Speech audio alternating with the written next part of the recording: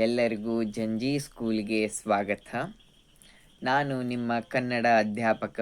ನನ್ನ ಹೆಸರು ಸೋಮಲಿಂಗೇಶ ಪಾಟೀಲ್. ಪದ್ಯಪಾಠ 1. ಹೊಡಿಮಗ ಹೊಡಿಮಗ ಹೊಡಿಮಗ. ಈ ಪದ್ಯವನ್ನು ಜೋಗಿ ಎಂಬ ನಾಟಕದಿಂದ ಆಯ್ದುಕೊಳ್ಳಲಾಗಿದೆ. ಈ ಕವನವನ್ನು ಬರೆದವರು ಗುರು ಕಿರಣ್ ಅವರು. ಶ್ರೀರಂಗಪುರ ಗಲ್ಲಿ ಸುತ್ತ ಮುಟ್ಕೊಂಡು ಬಂದ್ರೆ ಮಚ್ಚೆತ್ತು ಬಿಡಬೇಡ ಅವನ್ನ.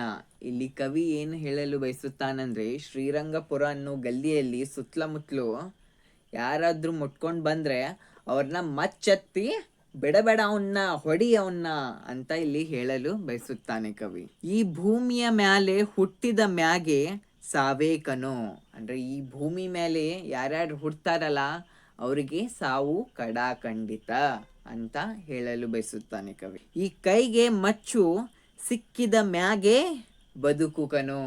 ಈ ಕೈಯಲ್ಲಿ ಮಚ್ಚು ಸಿಕ್ಕಿದ್ರೆ ಬದುಕು, ಇಲ್ಲ ಅಂದ್ರೆ ಬದುಕಿಲ್ಲ ಅಂತ ಹೇಳಲು ಬಯಸುತ್ತಾನೆ ಕವಿ. ಹೊಡಿಮಗ ಹೊಡಿಮಗ ಹೊಡಿಮಗ ಬಿಡಬೇಡ ಅವನ್ನ.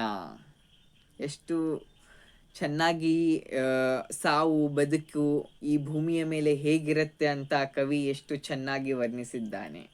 ಇಲ್ಲಿಗೆ ಪದ್ಯ ಮುಗಿಯುತ್ತೆ. ಧನ್ಯವಾದಗಳು.